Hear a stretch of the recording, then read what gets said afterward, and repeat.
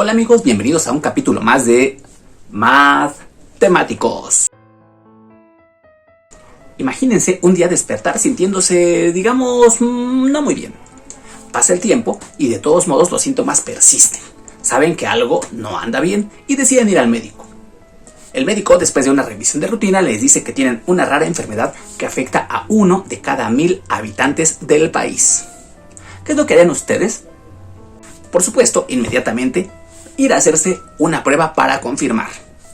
Al hacerse una prueba especializada, los laboratoristas te dicen que la prueba predice bien el 99% de las veces cuando sí tienes la enfermedad y que da falsos positivos el 1% de las veces. ¿Qué quiere decir esto? Bueno, pues se refiere a que la prueba da positivo cuando tú no tienes la enfermedad y ese numerito equivale al 1%. Pero entonces, ¿cuál es la probabilidad de estar enfermo cuando tu prueba sí dio positiva? Para responder a esta pregunta utilizaremos el conocido teorema de Bayes. Thomas Bayes fue un matemático británico que nació en Londres en 1702 y murió en Tunbridge Wells en 1761. Él fue formado como matemático en la Universidad de Edimburgo, en Escocia, y se ordenó sacerdote cuando tenía 20 años. Sus trabajos en teoría de probabilidades, los que después sentarían las bases para el llamado enfoque bayesiano, no fueron dados a conocer sino hasta después de la muerte de Thomas Bayes. Así es, fue su colega y amigo Richard Price quien en 1763 dio a conocer los trabajos de Bayes a la Royal Society of London.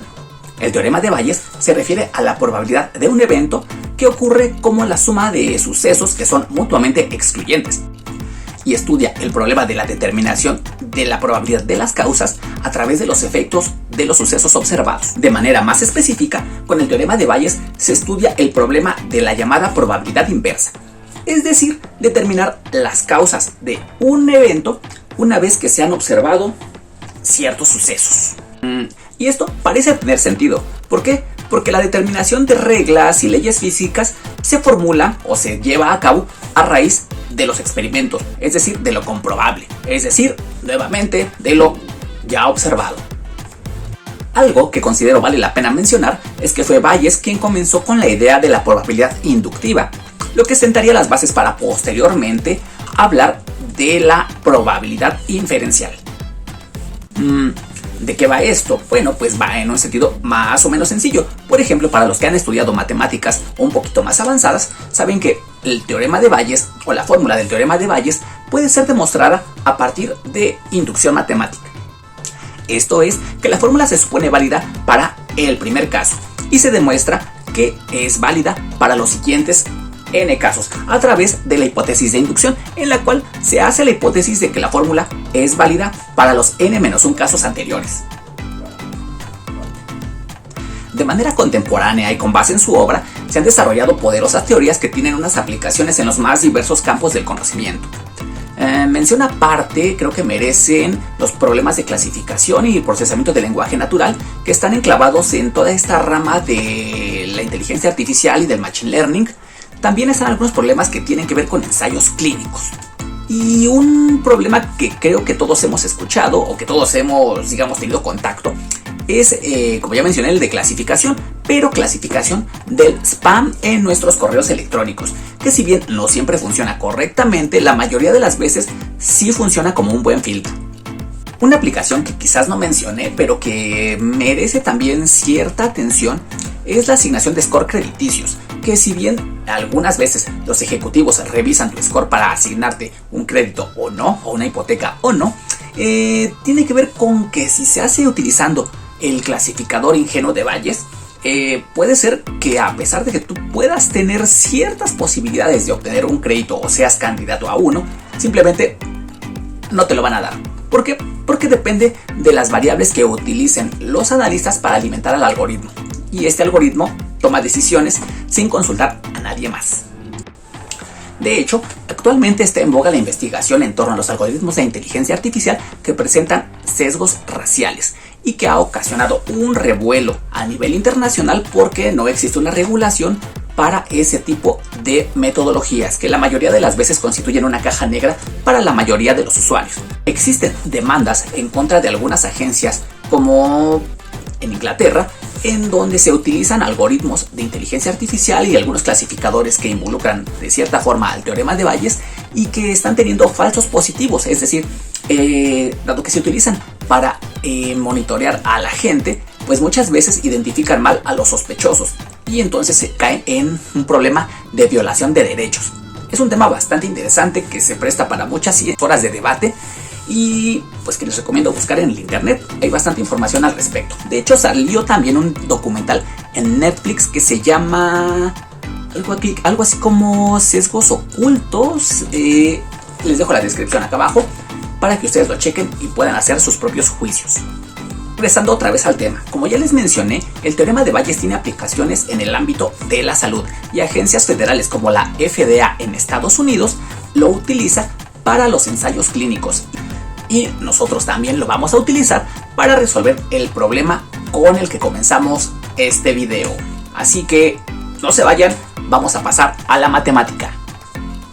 En este caso, A es el evento para el cual la persona tiene la enfermedad X. A complemento es el caso opuesto, es decir, cuando la persona no tiene la enfermedad. B se refiere al evento en el que la prueba resulta positiva. Y B complemento es el caso cuando la prueba no es positiva. Algo que conviene puntualizar aquí es que B es el evento en el que la prueba da positiva y B complemento, como ya dije hace ratito, es cuando la prueba no es positiva. ¿Pero qué quiere decir esto? Observen algo interesante. Yo no dije que la prueba fuera negativa, solamente no es positiva, que no es lo mismo, aunque suena igual. A veces las pruebas o los resultados de laboratorio simplemente no son concluyentes y este sería el caso de B complemento. De nueva cuenta, B complemento quiere decir que la prueba solamente no fue positiva. Es decir, podría ser negativa o simplemente no ser concluyente. Pero mucho ojo porque no es lo mismo. Ahora bien, continuando con nuestro ejemplo, tenemos lo siguiente. La probabilidad de que la prueba sea positiva cuando sí estamos enfermos es del 99%. Lo que se conoce en medicina como la sensitividad, es decir, en este caso para la prueba hipotética de la que estamos hablando, la sensitividad sería del 99%. Por otra parte, la probabilidad de que la prueba sea negativa, dado que yo no estoy enfermo, es decir, un falso positivo, también es del 99%.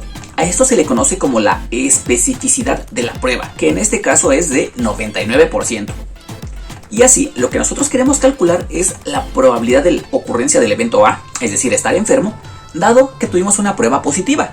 Utilizando el teorema de Bayes, tenemos que la probabilidad de presentar la enfermedad, dado que tuvimos una prueba positiva, no es otra cosa que el cociente de la probabilidad de que la prueba sea positiva cuando en efecto estamos enfermos, multiplicado por la probabilidad a priori de que sí tengamos la enfermedad. Este número es de hecho bastante difícil de calcular y pues no hay otra forma más que dar un estimado.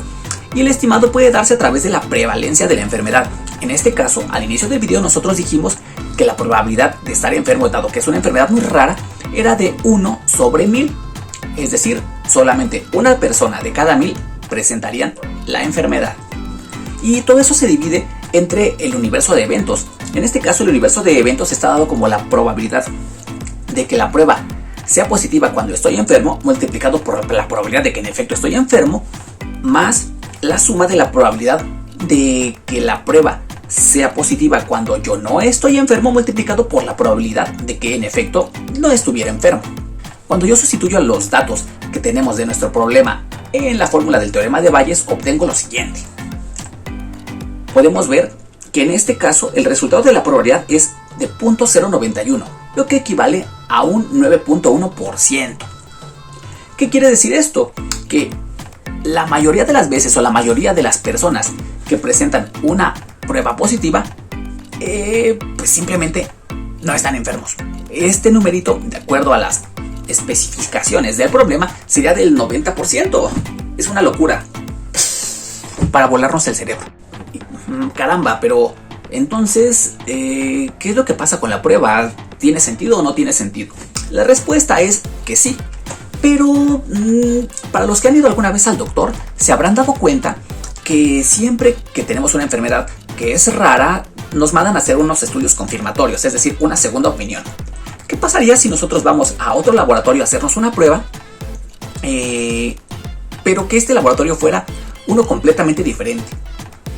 Esto nos daría una aplicación más del teorema de Bayes, en el cual, si la prueba en efecto da positivo, yo ya podría decir, caramba, sí estoy enfermo. Y este numerito también se puede calcular, solo que en este caso la probabilidad a priori de estar enfermo sería la probabilidad a posteriori que yo ya calculé, que habíamos dicho que es de el 9%.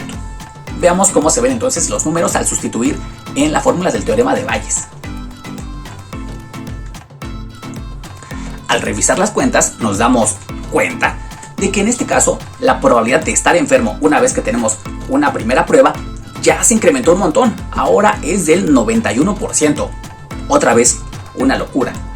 Y esto es de esperarse. ¿Por qué? Porque es muy extraño que tuviéramos dos pruebas confirmatorias, es decir, dos pruebas positivas para una enfermedad muy rara, toda vez que nos hicimos la prueba en laboratorios diferentes. Lo que equivale a decir que las pruebas fueron completamente independientes. Así, hemos visto el poderío de la aplicación del teorema de Bayes en un problema de salud pública.